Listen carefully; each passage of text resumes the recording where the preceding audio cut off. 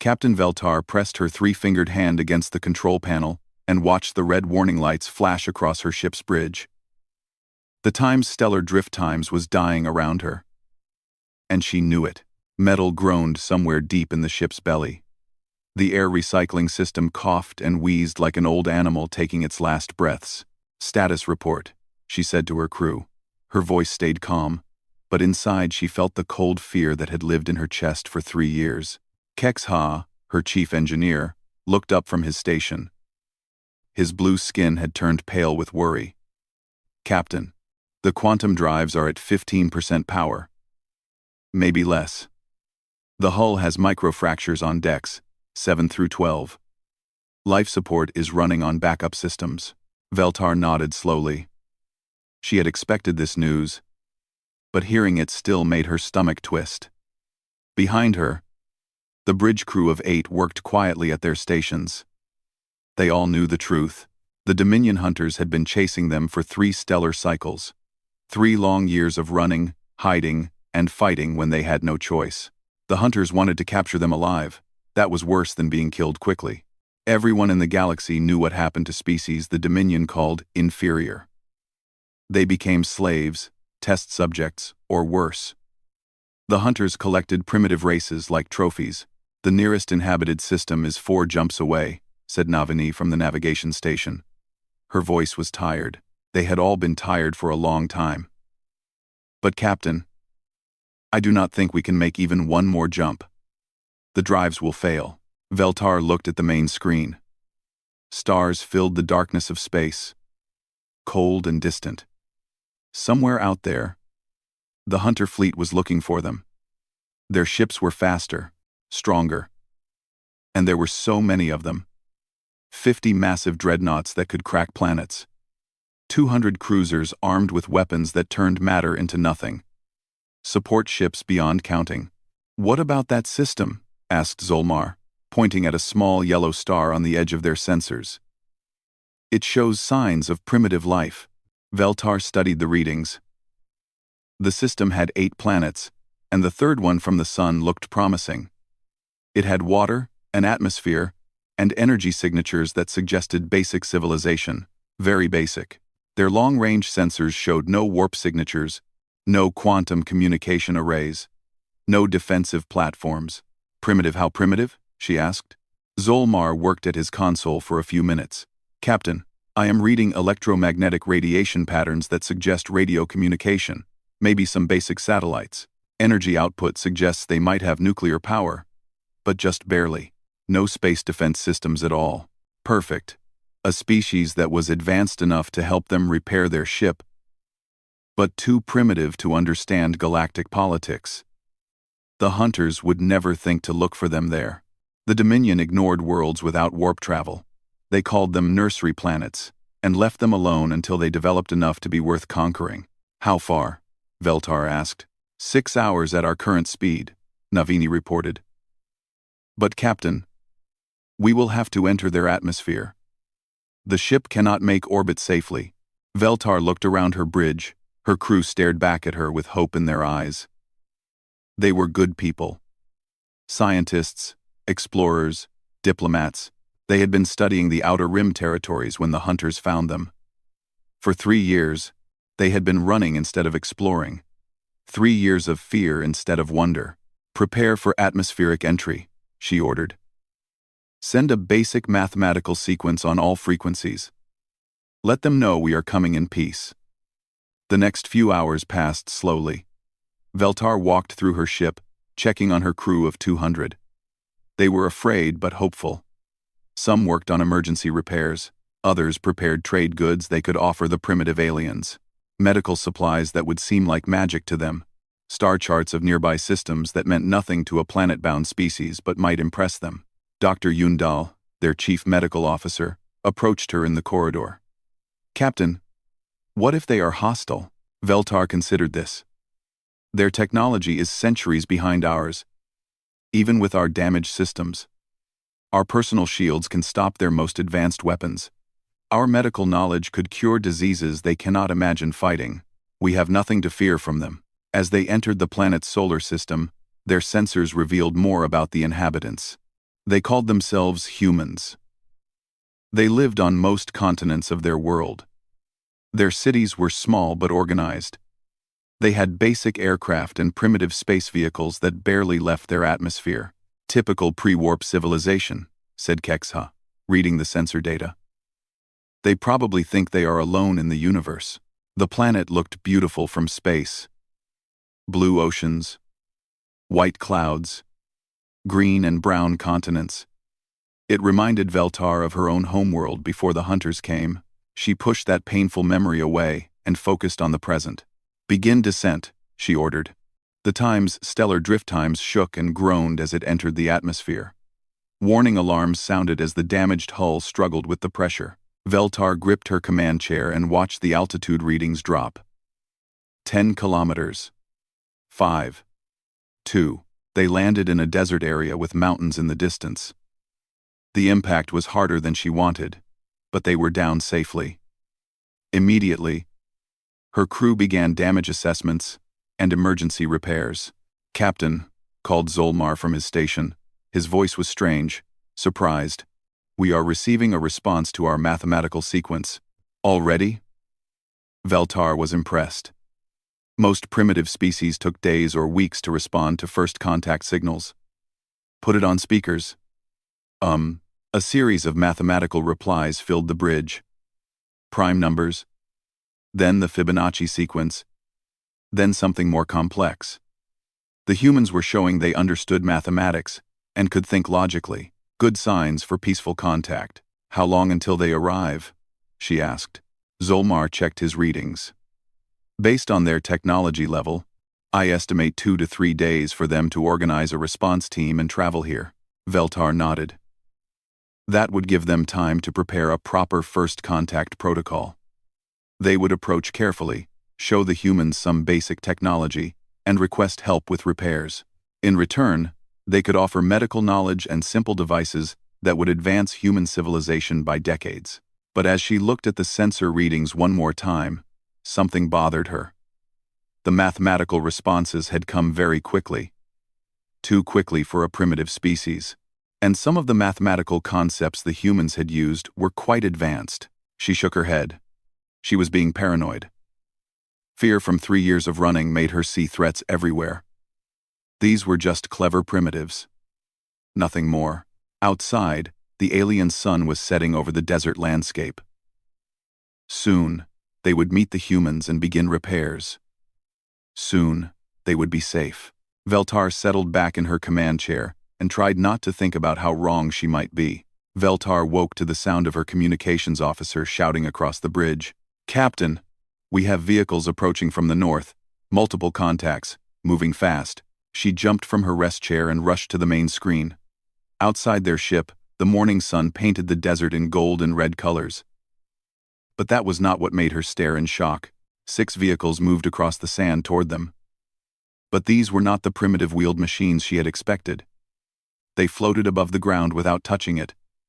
Moving in perfect formation, blue energy glowed beneath them. "Repulsor technology." "That is impossible," whispered Keksa from beside her. "Captain, our sensors show those vehicles are using gravitic manipulation drives." Veltar felt cold fear creep up her spine. Gravitic drives were advanced technology. Her own people had only developed them 50 years ago. How could a primitive planet have this technology? "Maybe they found some crashed alien ship," suggested Dr. Yundal. "Maybe they copied the technology without understanding it." But as the vehicles approached, Veltar could see they were clearly built by the same species that made them. The design was consistent. These were not copied alien machines. They were human machines. The vehicles stopped 50 meters from the Time's stellar drift asterisk. Figures in protective suits climbed out and approached slowly. They moved with confidence, not fear. One of them carried a device that looked like a universal translator. Another held what appeared to be a quantum scanner. Veltar's legs felt weak. Quantum scanners were extremely advanced technology. Even some spacefaring civilizations did not have them. "Captain, they are transmitting on our communication frequency," reported Zolmar. "Perfect signal clarity. They know exactly how to reach us."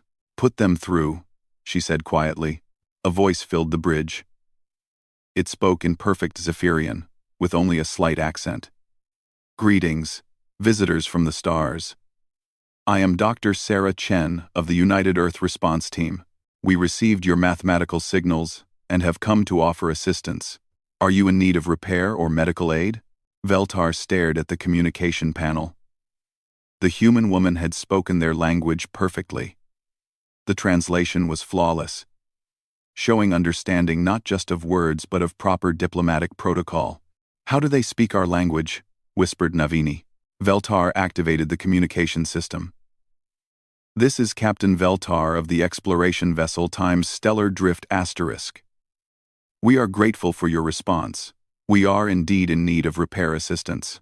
Wonderful, came the immediate reply. We have brought engineering teams and medical personnel. With your permission, we would like to examine your vessel and assess what help we can provide. Also, I have brought something called coffee. It is a stimulating beverage that may help during our negotiations. Coffee? Veltar had never heard the word before. But something about the way the humans said it made her curious. More importantly, the humans were offering immediate technical assistance. Most primitive species would spend days or weeks just trying to understand that aliens existed. You may approach, Veltar said. We will meet you at our main airlock. She gathered a small team and made her way to the ship's entrance. When the airlock cycled open, she found herself face to face with 5 humans. They wore advanced environmental suits with heads-up displays and built-in scanners. One of them, a woman with dark hair and kind eyes, stepped forward. Captain Veltar, I am Dr. Chen. It is an honor to meet you. She held out a container that steamed in the cool morning air. This is coffee. I think you will find it interesting. Veltar accepted the container and sipped carefully. The liquid was hot, bitter, and somehow energizing. Within seconds, she felt more alert and focused. The taste was strange but pleasant. This is very good, she said. What does it do? Dr. Chen smiled. It helps us think clearly and stay awake during long work periods. We drink it every day. I thought it might help while we examine your ship. Behind Dr. Chen, the other humans were already setting up equipment. Veltar watched in amazement as they unpacked devices she did not recognize. One machine projected a 3-dimensional scan of her entire ship. Another seemed to be analyzing the quantum signature of their damaged drives. Dr. Chen, Veltar said carefully, your technology seems very advanced for a species that has not achieved interstellar travel. The human woman laughed, a pleasant sound. Who said we have not achieved interstellar travel? We simply choose to stay close to home most of the time. The galaxy can be a dangerous place. Veltar felt the world spin around her. You have interstellar capability? Of course. We have had warp drive for 70 years. We have colonies in 6 nearby systems. But we prefer to let other species come to us first. It is safer that way. Before Veltar could ask more questions, one of the human engineers approached them. He was a large man with rough hands and a friendly smile. Ma'am, I am Mike Rodriguez, Chief Engineer.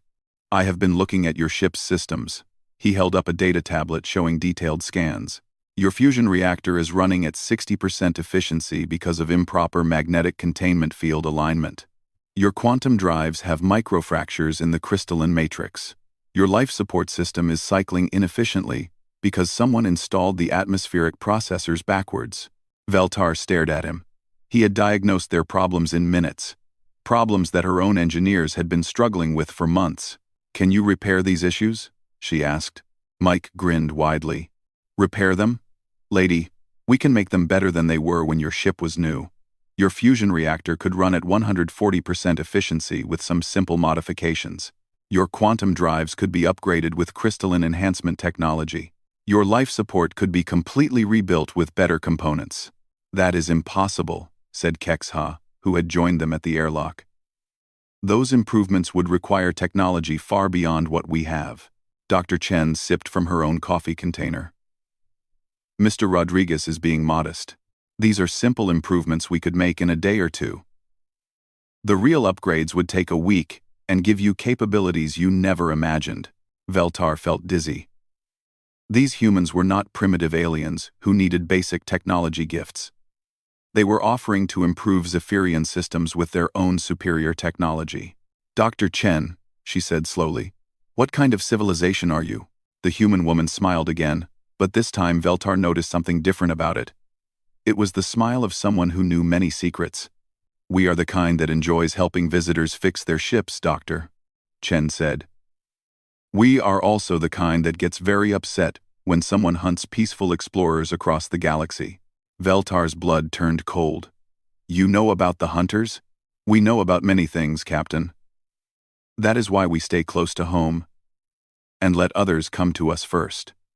It helps us learn who needs help and who might cause problems." Mike Rodriguez looked up from his scanning equipment. "Speaking of problems, Captain, how many ships are chasing you? My scanners show your hull damage patterns, suggest you have been in multiple battles." Veltar looked at these strange humans with their advanced technology and their casual offers of help. She thought about the hunter fleet somewhere behind them in space. She thought about 3 years of running and fear. 50 dreadnoughts, she said quietly. 200 cruisers. Hundreds of support ships. Dr. Chen nodded as if this was normal information. She spoke into a small communication device. "Control. This is Dr. Chen. We have confirmation of a Dominion hunter fleet pursuing our guests. 50 dreadnoughts and support vessels." A voice answered immediately. "Understood, Dr. Chen. General Hayes wants to know if that is all of them." Dr. Chen looked at Veltar. "Is that their entire fleet, or do they have more ships?" "That is all of them," Veltar whispered. "But Dr. Chen, you do not understand. That fleet can destroy entire worlds. They have weapons that can crack planets. They have conquered hundreds of systems." Dr. Chen finished her coffee and handed the empty container to one of her team members. "Captain Veltar," she said gently, "I think there are many things we both do not understand yet. But that is what coffee conversations are for. Shall we go inside your ship and start those repairs?" 3 days later, Veltar found herself sitting in what the humans called the engineering break room aboard her own ship. The space had been transformed. Human engineers had installed better lighting, more comfortable chairs, and a strange machine that produced the wonderful beverage called coffee. She watched Mike Rodriguez work on a data tablet while sipping his 4th cup of the day. Beside him, Keksha studied the humans' work with fascination. The two engineers had become friends despite the language barrier and completely different approaches to problem solving. "So you just bypass the safety protocols?" Keksha asked, his blue skin flushed with excitement. Mike laughed. "Not bypass.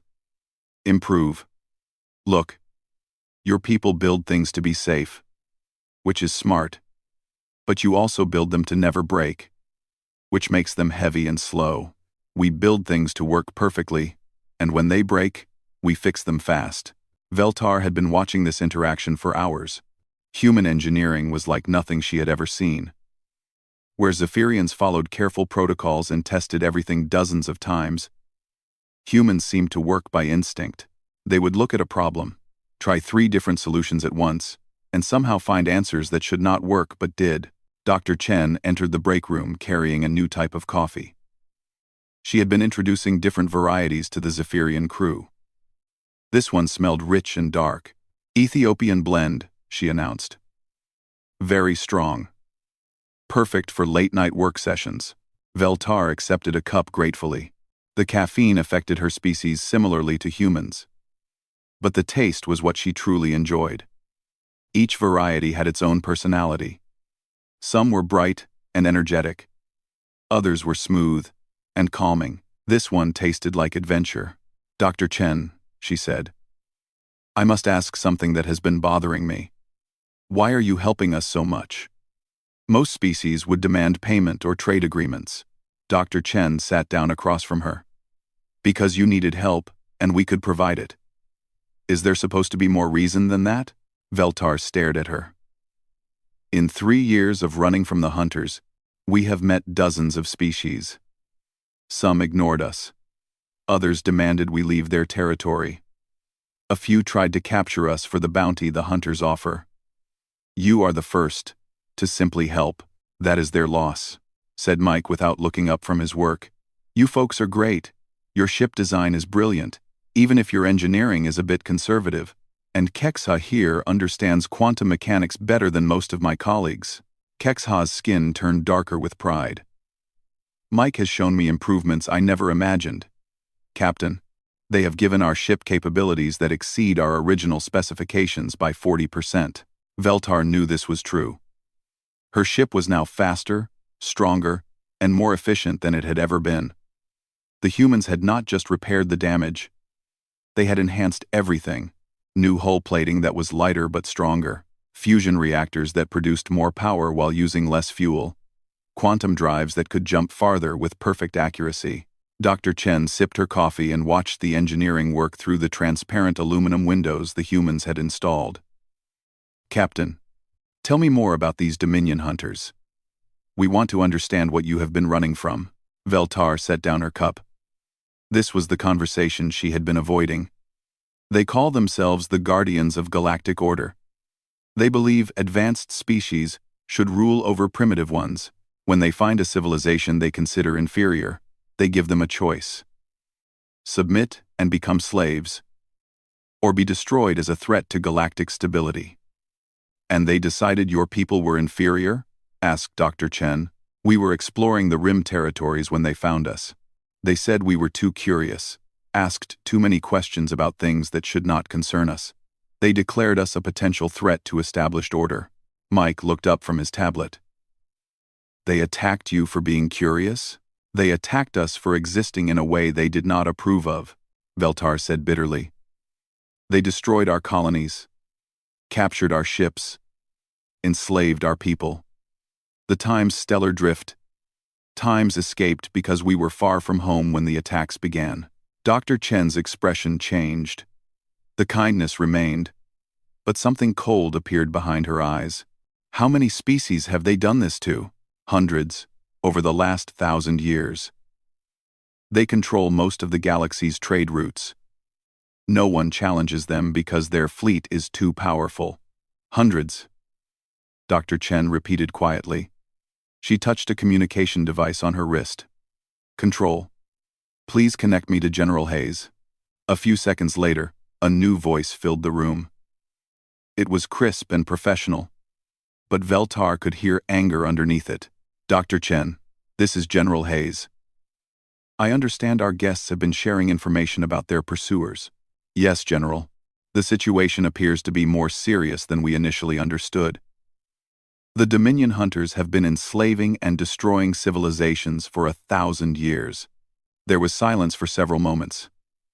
Then General Hayes spoke again, and her voice was very cold.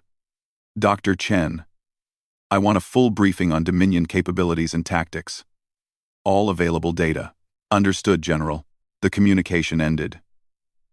Dr. Chen looked at Veltar with an expression she had not seen before. It was the look of someone making important decisions.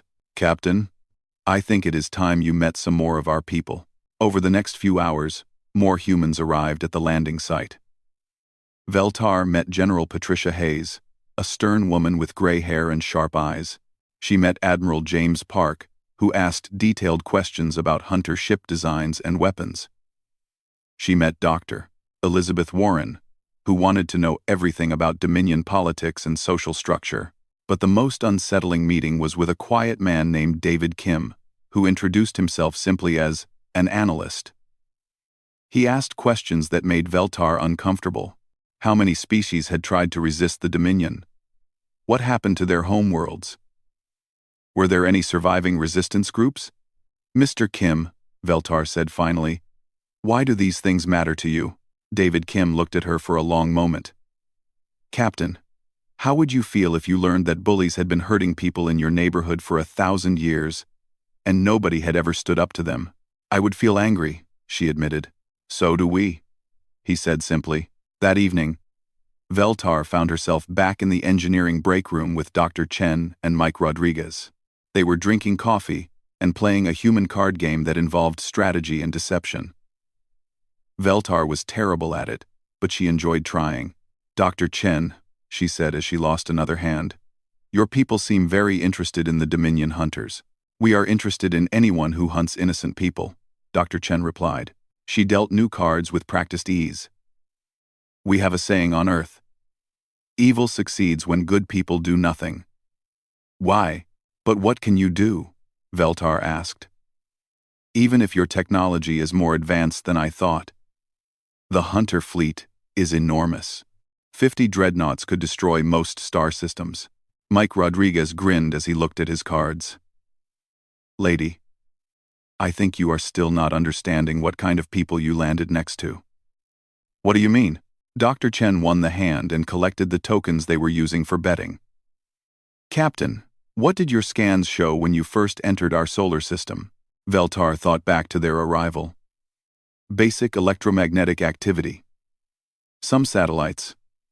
No defensive systems.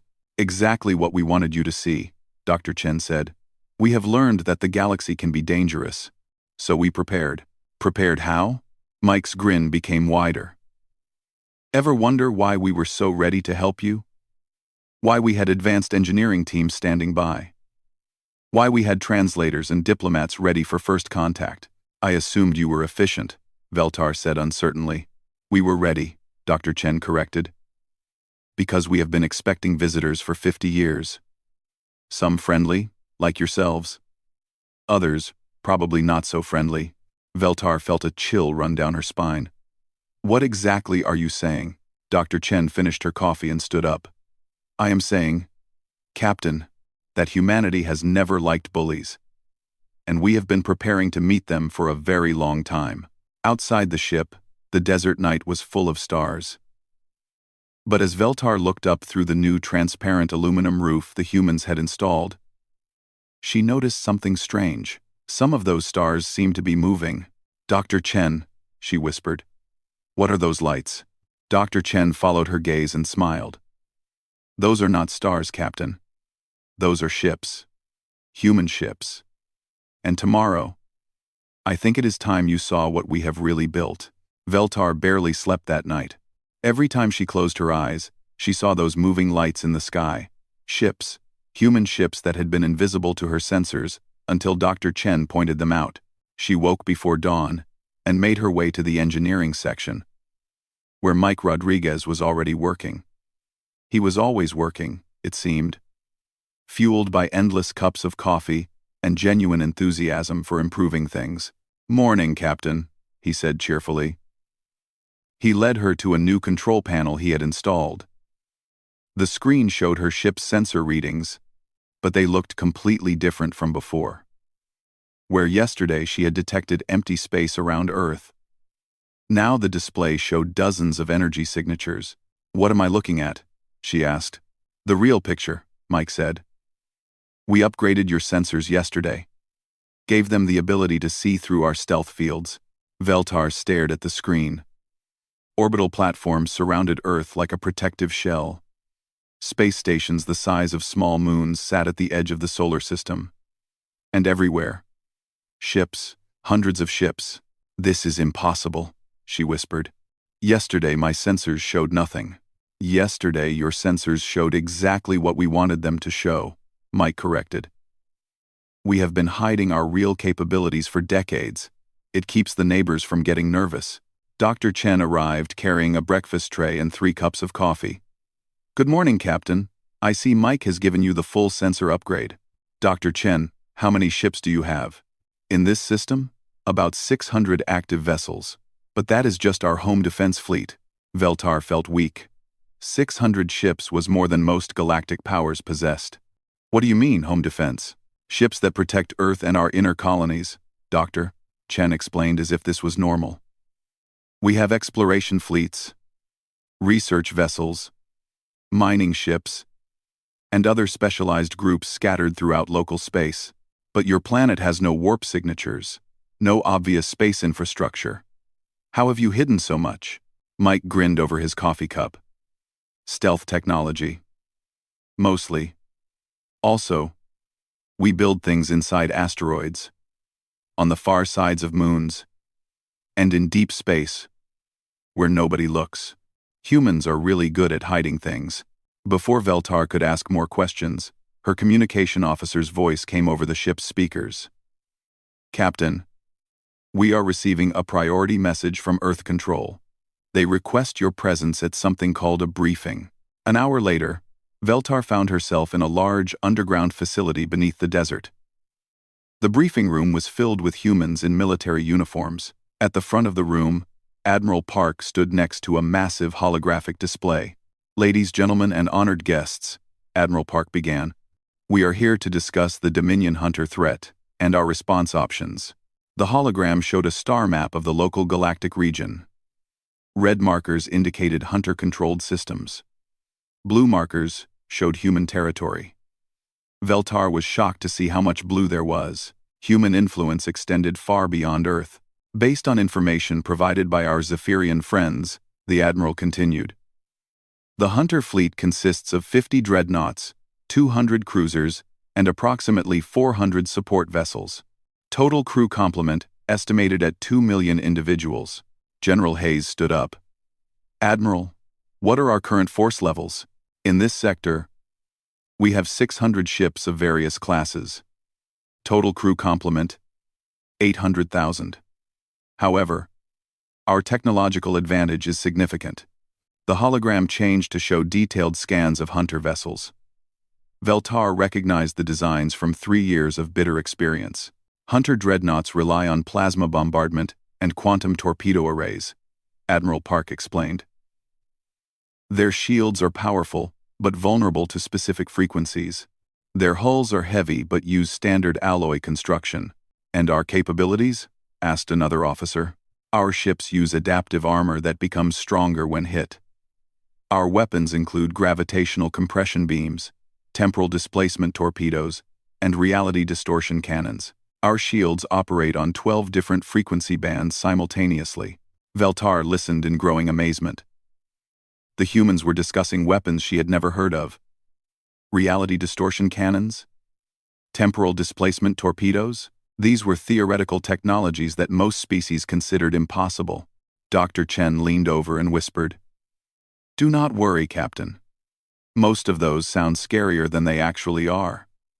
Most of them? Veltar whispered back. Well, the reality distortion cannons are fairly terrifying, Dr. Chen admitted. Admiral Park continued the briefing. Intelligence estimates suggest the Hunter fleet will arrive in this system within 72 hours. They are following the quantum trail left by our guest's ship. Ah, sir, asked a young officer. What are our rules of engagement? General Hayes answered this question. Her voice was cold and hard. The Dominion hunters have spent 1,000 years enslaving and murdering innocent civilizations. They have declared their intention to do the same to anyone who helps their victims. Rules of engagement are simple. Offer them one chance to surrender and leave. If they refuse, eliminate the threat. Veltar felt cold fear in her stomach. General, you cannot fight them directly. Even if you win, the Dominion will send more fleets. They will never stop hunting you.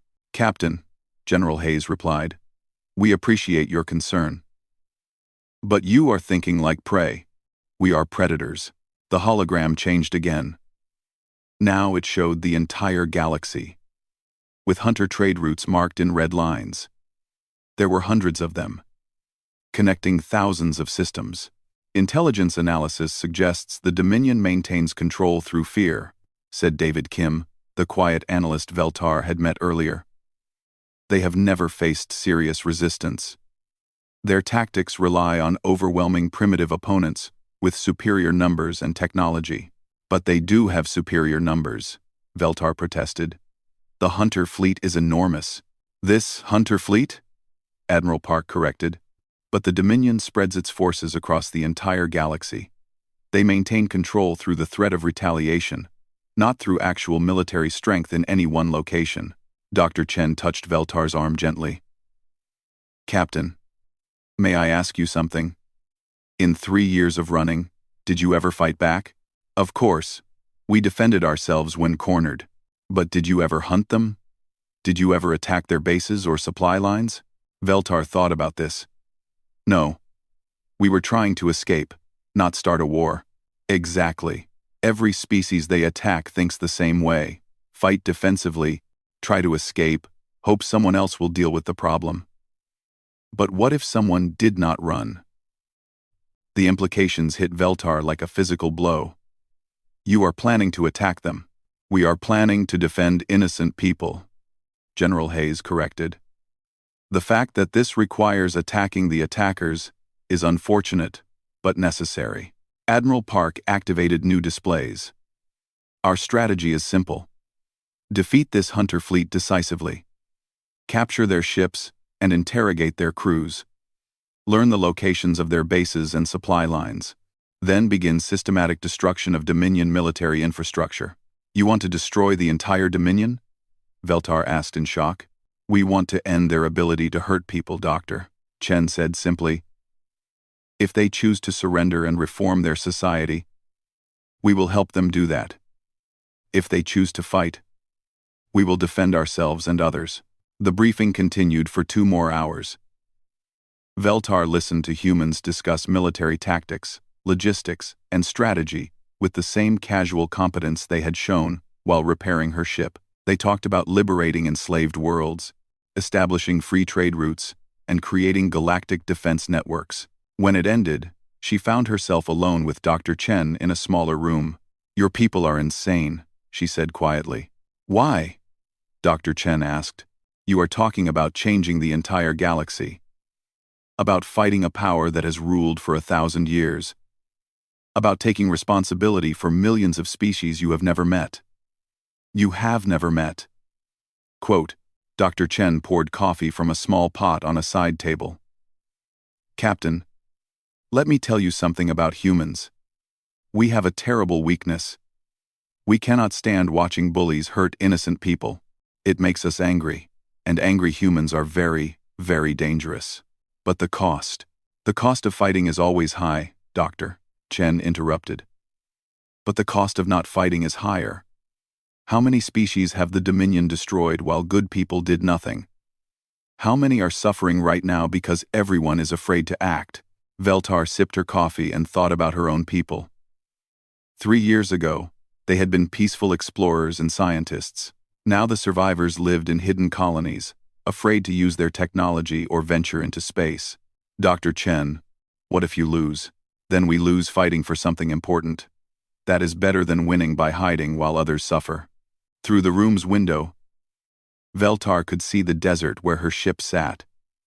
But now, she also saw the subtle signs of the massive military installation hidden beneath the sand. Humanity had spent 50 years preparing for this moment. When do you expect the hunters to arrive? She asked. Tomorrow evening. Our long-range sensors detected their quantum signatures 3 hours ago. Veltar felt her heart race. So soon? Dr. Chen smiled. But it was not a kind smile anymore. It was the smile of a predator preparing to hunt. Captain, you have been running from them for 3 years. Tomorrow, you get to watch them run from us. The hunter fleet arrived exactly when the humans predicted they would. Veltar stood on the bridge of her newly enhanced ship, watching the tactical display that Mike Rodriguez had installed. The screen showed 50 massive dreadnoughts dropping out of faster-than-light travel at the edge of Earth's solar system. Behind them came 200 cruisers and hundreds of support vessels. There they are, she whispered. For 3 years, those ships had been her nightmares. Now they looked smaller somehow. Less terrifying. Admiral Dex Moore, the Hunter Fleet commander, broadcast his demands on all frequencies. Veltar had heard this speech before, on other worlds, to other species, primitive inhabitants of this system. The Admiral's voice filled space. You are harboring enemies of galactic order. Surrender the Zephyrian criminals immediately, or face the consequences of defying the Dominion. Veltar waited for the human response. It came from Admiral Park, broadcasting from the flagship of Earth's defense fleet. Admiral Dex Moore, this is Admiral James Park of the United Earth Space Navy. The Zephyrians are under our protection. You have 60 seconds to reverse course and leave this system, or we will consider your presence an act of war. Admiral Dex Moore's laughter filled the communication channels. Foolish primitive. You dare threaten the Dominion? We have conquered hundreds of worlds. Your pathetic planet will burn for this insult. 59 seconds. Admiral Park replied calmly. On Veltar's tactical display, the Hunter fleet began moving toward Earth, their weapons powered up, charging the massive plasma cannons that could melt continents. Their shields activated, creating energy barriers that had protected them through 1,000 campaigns. Admiral Park. Admiral Dexmore transmitted. You have made a grave mistake. Observe the power of the Dominion. 60. The Hunter dreadnoughts fired in unison. 50 beams of concentrated plasma streaked across space toward Earth. Each beam carried enough energy to destroy a city.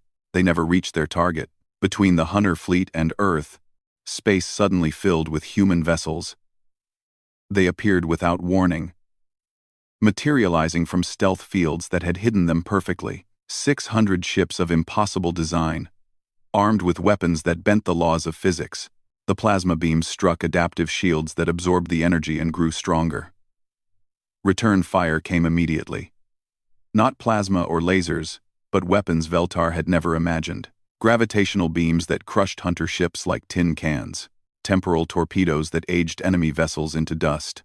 Reality distortion cannons that made parts of Hunter dreadnoughts simply stop existing. The battle lasted 17 minutes. When it ended, the Hunter fleet was gone, not destroyed in the traditional sense. Some ships had been captured intact by gravitational tractor beams. Others had been disabled by weapons that turned off their fusion reactors. A few had been completely disintegrated by the reality distortion cannons. Admiral Dexmore found himself aboard a human vessel, surrounded by beings he had considered primitive just minutes before. Veltar watched the aftermath on her screens. Human ships moved through the debris, rescuing survivors and collecting intelligence. Medical teams treated wounded Hunters with the same care they had shown her own crew. Engineers examined captured vessels with obvious curiosity. Dr. Chen contacted her from the human command ship. Captain Veltar, would you like to join us for the interrogation? You know these people better than we do. Come side. An hour later, Veltar found herself in a meeting room aboard the human flagship. Admiral Dexmore sat across from her, his forearms shackled, his proud bearing replaced by confusion and fear. This is impossible, he kept saying. No primitive species has ever resisted the Dominion. Your weapons are impossible. Your technology violates fundamental laws of physics. Admiral Park sat beside Dr. Chen, both drinking coffee as if nothing unusual had happened. Admiral Dexmore, our technology follows the laws of physics perfectly. We simply understand more laws than you do. Who are you people? Admiral Dexmore demanded. We are humans, Dr. Chen replied simply. We are the people who get very upset when bullies hurt innocent civilizations. Over the next few hours, Admiral Dexmore told them everything. The locations of Hunter bases, the strength of Dominion fleets, the political structure that kept hundreds of species enslaved. He talked because he was terrified, but also because he was beginning to understand what had happened. You planned this, he said finally. You let us find you. We wanted to send a message, Admiral Park confirmed. The message is simple. The Dominion's reign of terror is over. Dr. Chen leaned forward. Admiral, you have a choice. You can return to your people and tell them what happened here. Tell them that humans exist, and we do not tolerate slavers. Tell them that any Dominion ship that attacks innocent people will face the same fate as your fleet. And if I refuse, then you will remain our prisoner while we deliver the message ourselves. But that would require us to visit every Dominion world personally. I do not think your people would enjoy that experience. Admiral Dexmore's skin turned pale. What do you want from the Dominion? Freedom for all enslaved species, reparations for damaged worlds, a complete restructuring of your government to remove the military castes that have caused so much suffering. Impossible. The Dominion Council will never agree to such terms. Admiral Park smiled coldly. Then we will negotiate with whoever replaces them. 3 days later, Veltar stood in the engineering break room of her ship, watching the morning news broadcasts from across the galaxy. The story was spreading faster than light, carried by merchant ships and communication relays. The invincible Dominion fleet had been destroyed in 17 minutes by a previously unknown species. Some species were celebrating, others were hiding, afraid that humans might be even worse than the Hunters. A few were already sending diplomatic missions toward Earth. Mike Rodriguez joined her at the viewing station, carrying 2 cups of coffee. So, Captain, what are you going to do now? Veltar accepted the coffee gratefully. It had become a daily ritual, one she would miss when she left. I must return to my people. Tell them what has happened. Help them understand that it is safe to come out of hiding. And then we rebuild, explore again. Maybe even visit your people for more technology exchanges. Mike grinned. You know you are always welcome here. We enjoyed having you folks around. Dr. Chen entered the break room carrying a data pad. Captain, I have an interesting proposal for you. What kind of proposal? Earth is about to become very busy. We are going to have diplomatic missions from hundreds of species, refugees from former Dominion worlds, resistance groups who want to join the liberation efforts. We need experienced people to help with first contact protocols. Veltar thought about this. You want me to stay? We want you to help us figure out how to deal with a galaxy that suddenly knows we exist. Your experience with different species and cultures would be invaluable. But my own people would be welcome too, Doctor, Chen interrupted. We are setting up a new facility for galactic cooperation. Scientists, diplomats, engineers from every free species working together to rebuild what the Dominion destroyed. Veltar looked out the window at the desert where her ship sat. It was the same landscape where she had landed a week ago. Desperate and afraid, but everything had changed. The galaxy had changed. Dr. Chen, what happens if other species fear you the way they feared the Dominion? Then we will prove to them that they have nothing to fear. The same way we proved it to you. With coffee? Dr. Chen laughed.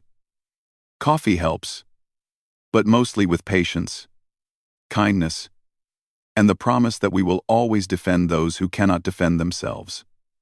ADA. Mike raised his coffee cup in a toast. To new friends, better technology, and the end of galactic bullies. Veltar raised her own cup. To the humans, who taught the galaxy that sometimes the best way to make peace is to be very good at war. 6 months later, the Dominion Council surrendered unconditionally. They had tried to fight, sending fleets to attack human colonies and allies. Each fleet had been defeated more quickly than the last. Human ships appeared wherever Dominion forces gathered, offering one chance to surrender before demonstrating why resistance was futile. The galaxy was free, for the first time in 1,000 years. Trade routes reopened, enslaved species returned to their homeworlds.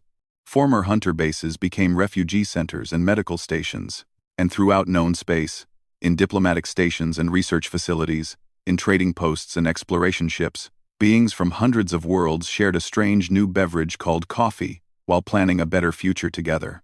Veltar had kept her promise to help with galactic cooperation. Her first project was establishing a universal first contact protocol. The first rule was simple: always bring coffee. The second rule was even simpler: never threaten innocent people while humans are around to do something about it. Some species took longer than others to understand these rules, but they all learned eventually. The galaxy was under new management now, and the new management took customer service very seriously.